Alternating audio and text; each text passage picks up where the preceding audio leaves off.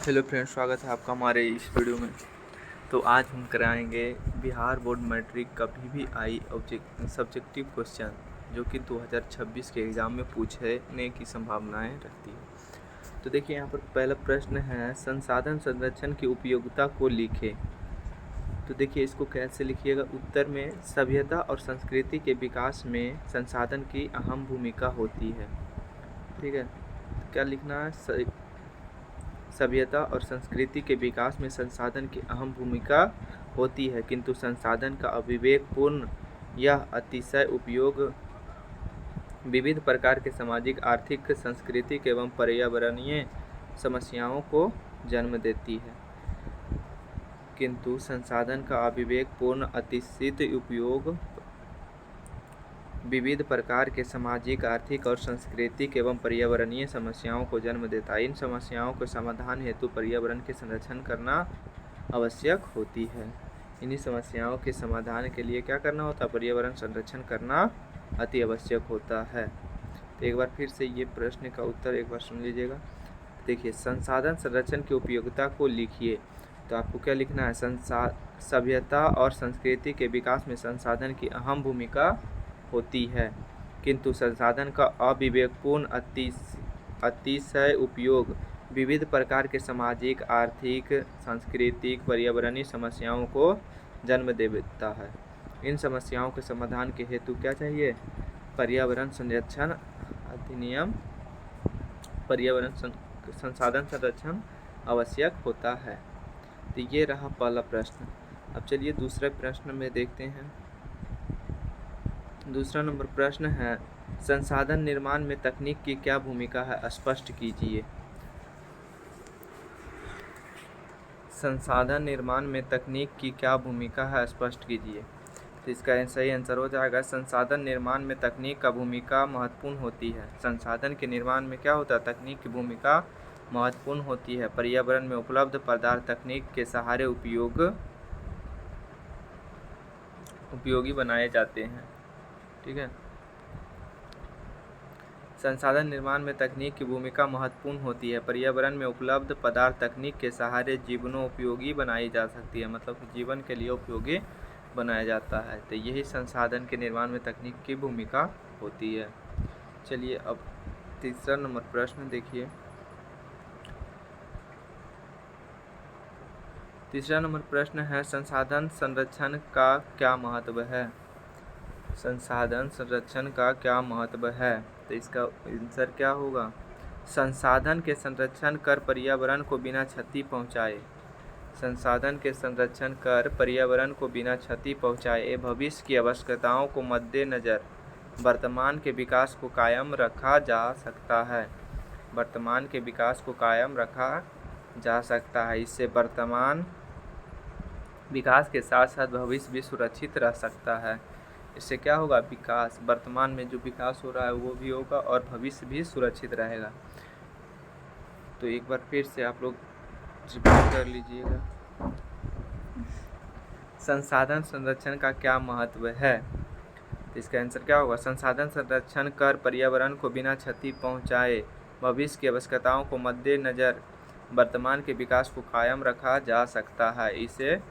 इससे वर्तमान विकास के साथ साथ क्या होगा? भविष्य भी सुरक्षित रह सकता है। भविष्य भी सुरक्षित रह सकता है। चलिए अगला नंबर प्रश्न।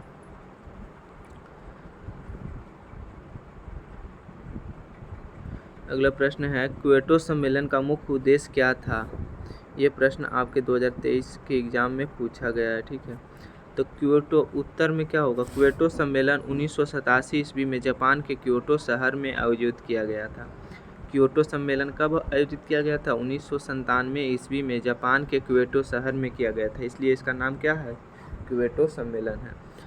तो इस सम्मेलन का मुख्य उद्देश्य है पृथ्वी को ग्लोबल वार्मिंग से बचाने के लिए ग्लोबल वार्मिंग के जिम्मेदार ग्रीन हाउस गैस को उपयोग में कटौती करना था।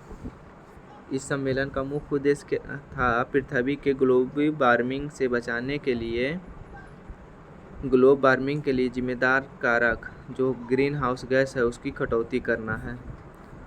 समझ गए? एक बार फिर से देख लीजिए। क्योटो सम्मेलन का मुख्य उद्देश्य क्या था? तो क्योटो सम्मेलन 1987 ईस्वी जापान के क्योटो शहर में आयोजित किया गया था। इस सम्मेलन का मुख्य उद्देश्य पृथ्वी को ग्लोबल वार्मिंग से बचाने के लिए ग्लोबल वार्मिंग के जिम्मेदार ग्रीन हाउस गैस का उपयोग में कटौती करना था। चलिए नेक्स्ट प्रश्न है प्राकृतिक संसाधन का संरक्षण क्यों आवश्यक है। प्राकृतिक संसाधन का संरक्षण क्यों आवश्यक है, ये प्रश्न आपके 2007 और 2019 में पूछे गए प्रश्न हैं, तो इसे ध्यान से समझिएगा। संसाधन के अति उपयोग से विभिन्न प्रकार की पर्यावरणीय समस्या उत्पन्न होती है। संसाधन के अत्यधिक प्रयोग से विभिन्न प्रकार की पर्यावरणीय समस्याएं उत्पन्न होती है। संसाधन के नियोजित एवं विवेकपूर्ण उपयोग संसाधन संरक्षण कहलाता है। संसाधन के नियोजित एवं विवेकपूर्ण उपयोग संसाधन संरक्षण कहलाता है। सतत विकास को बनाए रखने के लिए प्राकृतिक संसाधन का संरक्षण क्या है, आवश्यक है। सतत विकास को बनाए रखने के लिए प्राकृतिक संसाधन का संरक्षण करना आवश्यक है। एक बार फिर से इस क्वेश्चन को रिपीट कर देते हैं। प्राकृतिक संसाधन का संरक्षण क्यों आवश्यक है।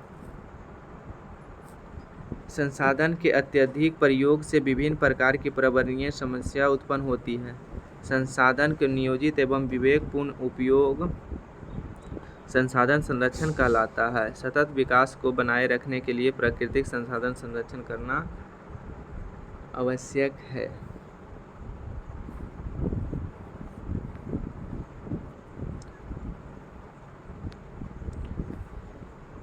अगला प्रश्न है संसाधन को परिभाषित करें। ये भी प्रश्न आपके 2015 और 2019 में पूछा गया है, तो इसे ध्यान से समझिएगा।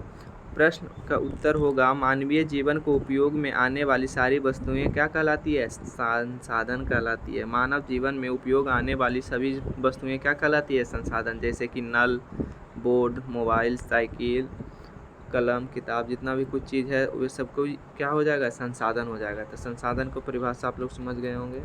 चलिए नेक्स्ट प्रश्न, लास्ट प्रश्न है संभावी एवं संचित कोश संसाधन में अंतर स्पष्ट कीजिए। देखिए संभावी और क्या पूछ रहा है, संचित कोश। तो संभावी संसाधन क्या होता है, वैसे संसाधन जिसमें भविष्य के उपयोगिता में लाने की संभावना होती है, भविष्य में उपयोग में लाने की संभावना होती है, उसे क्या कहते हैं, संभावी संसाधन कहा जाता है। और संचित कोश संसाधन वे होते हैं, संचित कोश संसाधन वे होंगे वैसे संसाधन जिसे उपलब्ध तकनीक के आधार पर उपयोग में लाया जा सकता है, उसे संचित कोश संसाधन कहते हैं। तो एक बार फिर से ये प्रश्न आप लोग समझेंगे। तो देखिए प्रश्न है क्या, संभावी और संचित कोश संसाधन में अंतर स्पष्ट करें। तो संभावी संसाधन क्या होता है, वैसे संसाधन जिससे भविष्य में उपयोग में लाए जाने की संभावना होते हैं, उसे संभावी संसाधन कहते हैं। और संचित कोश संसाधन वैसे संसाधन जिसे उपलब्ध तकनीक आधार पर उपयोग में लाए जा सकता है। और इसमें लाए जाने की क्या होगा, संभावना होता है उसे।